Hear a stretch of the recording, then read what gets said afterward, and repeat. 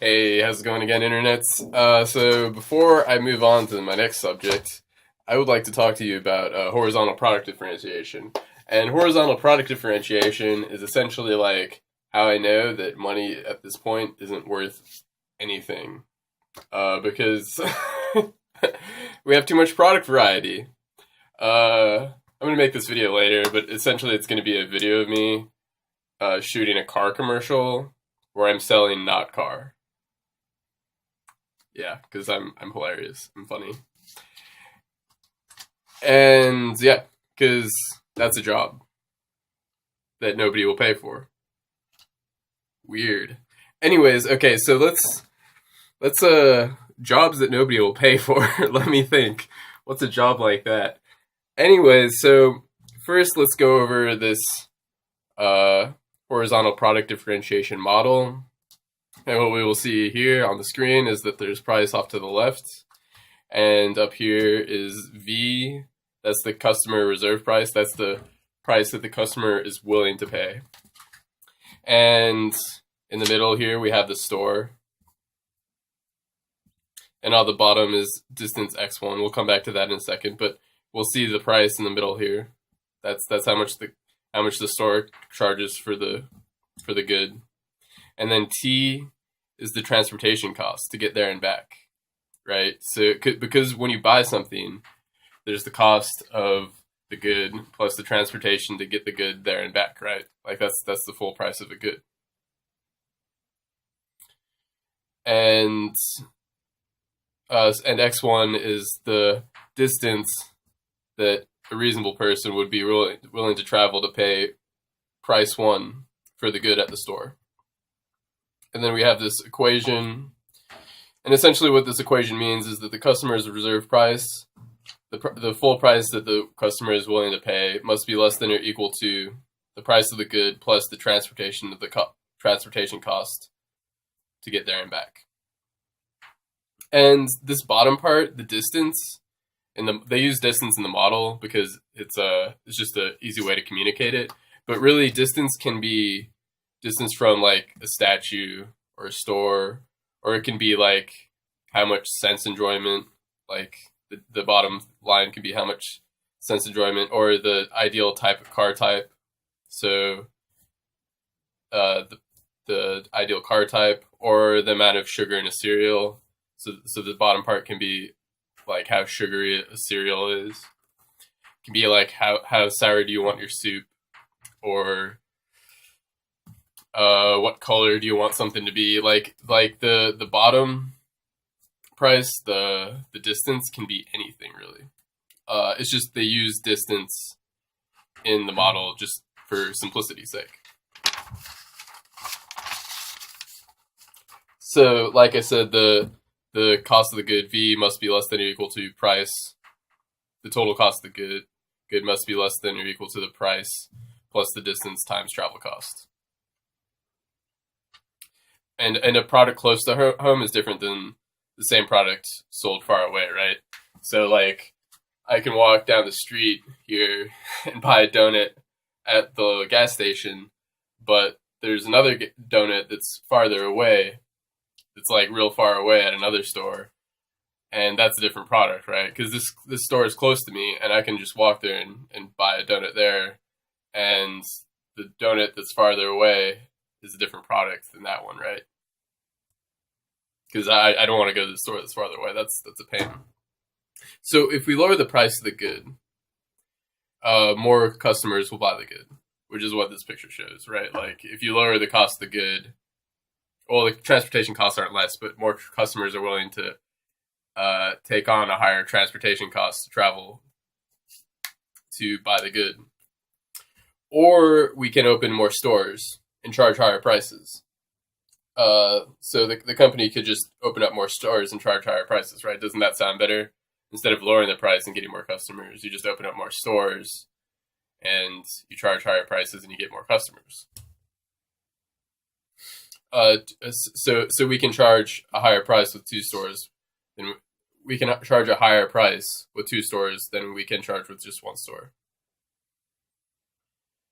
We can charge higher prices and have more customers with more stores. More stores, more statues, right? More stores also means different colors or more types of cereal. And an important feature of this maths is that as the number of stores or the number of types of automobiles increases, the price the monopolist charges gets closer to the maximum price the customer is willing to pay.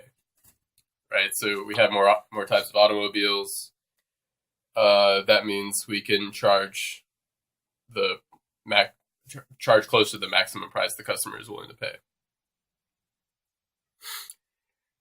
And an additional shop or variety of drink or new product variant increases profit only if, like, this is page 137, this is what the math says.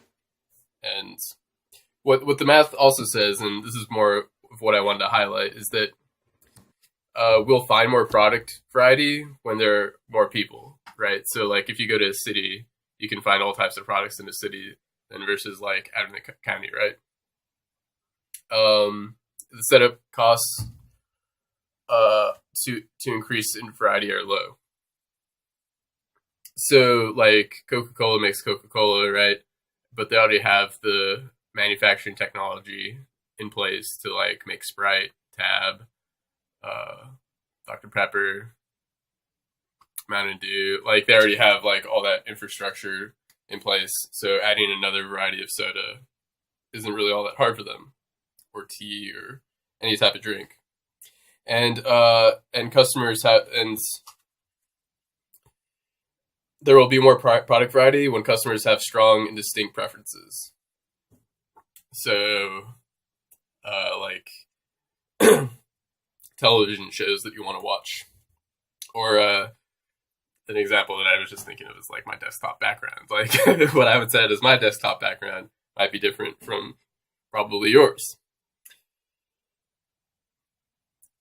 So additional statues become increasingly desirable as transportation costs become greater, as T increases.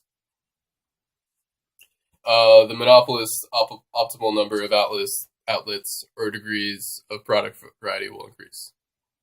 So as transportation costs become greater, as T increases, so do the degrees of product variety will also increase. So as the transportation costs increase, so will the amount of product variety increase. Which I find kind of ironic since I'm talking mostly about cars. So is there too much product variety? The profit maximizer has incentive to create a large number of outlets or product varieties to get closer to the customer's preferred location and thereby extract a higher price. Real world examples of this is the auto industry. The number of types of cars they provide. Well, let's give me like here's an example, like by year, right? So the number of types of cars by year. Well, there's 1970, 71, 72, and on, and you can go to the 80s, 81, 82, 90, 1995, 96. 2007, 2008, 2009, 2010, 2011, 2012, 13, 14, 15, 16, 17, 18, 19, 20, right? Like, these are the numbers of types of cars. This is the product variety in the auto industry. Or we can, like, offer different colors of cars. We can do red, white, blue, green, black, right? Or we can do different types of cars by type. So we can have compact, midsize, large, small, sports, SUV, luxury, Camry, Avalon, Pinto, Focus, Diablo, Bentley, Cadillac, Chevy.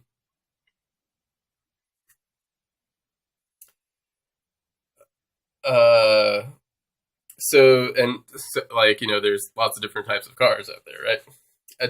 Television models, soft drinks, types of flavors of ice cream. There are other examples.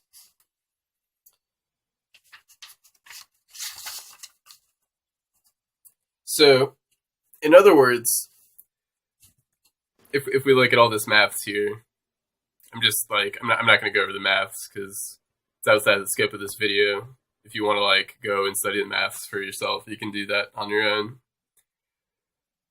But what this is all saying, in other words, is that the central bank monopolist has an incentive to expand product variety, even when the social gains from doing so have been exhausted. Essentially, the central bank monopolist offers too much product variety. And to go back to this is like, how many years of car models can there be? How many colors of car can there be? Right? How many different configurations of a statue do we need to maximize the amount of money made? Like, how many different configurations of a statue do we need to maximize the amount of profit made? Right? If increasing gross domestic product is like your chief concern, if increasing GDP is your chief concern, like what this math is saying, and here, like here's my favorite example is like I used to live in Seattle, and I went over to Bellevue, which is a city across the lake from Seattle. It's a pretty big city, and on the street corner there were 3 Starbucks. Like, so 3 out of the 4 corner shops on this one intersection were Starbucks. And when I saw it, I was like, what is this? Like, why would they do this? This seems like kind of a silly thing.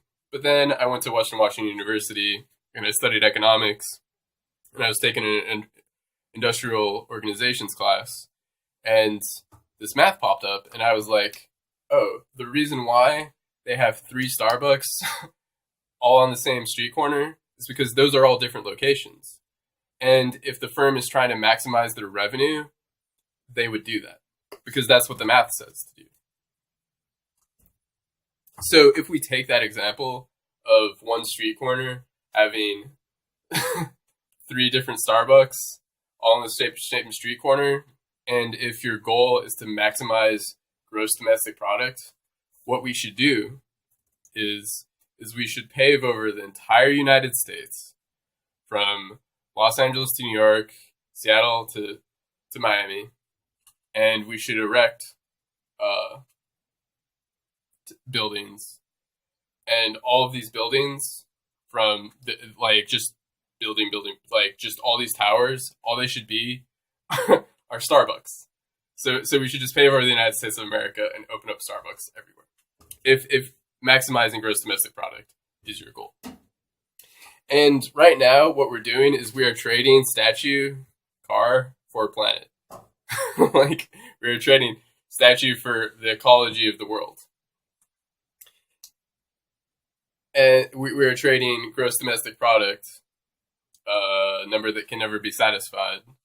That is, and you know, the auto industry and product variety is like a big component of gross domestic product. Like, statue worshipping is a big component of gross domestic product. Like, if you want to maximize GDP, you will like keep on printing out cars, even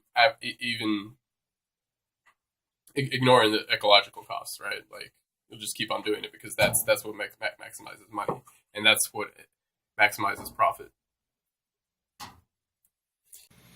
If you want to maximize GDP, then what you want to do is maximize statue worshipping and maximize sense gratification. And if we use the example of Easter Island, like, we should stop trading statue for planet, right? Like, we should stop trading car for planet or car for ecology. It's a bad trade. Our ecology it's our planet's most valuable resource, right? Like, our ecology, our environment, what the Lord established here for us, and the foundation that He gave us, which we didn't do anything for, right? Like, it was just here, and when like we showed up here, is what our natural resources are our greatest asset, and we should guard that, right? Like, we should protect that. We should protect assets, and we should get rid of liabilities like the automobile. The difference between a car and a cigarette isn't much, right? Like, both are lit by ignition. and this causes cancer. And I would argue that the automobile is like an infestation, a type of cancer or virus on the earth. So I just wanted to go over horizontal product differentiation. If maximizing profit, if maximizing gross domestic product is your goal, you will offer an endless stream, an endless supply, cars for eternity, in essence. Not that there's anything wrong with that, but we need to balance like the nature that we inhabit with our production, right? Like there needs to be some sensible break here, like right, like we need to break, like something around here has to be the brake to stop or to slow down the train, right? Like something needs to be the governor to like be like, maybe we shouldn't have so many cars.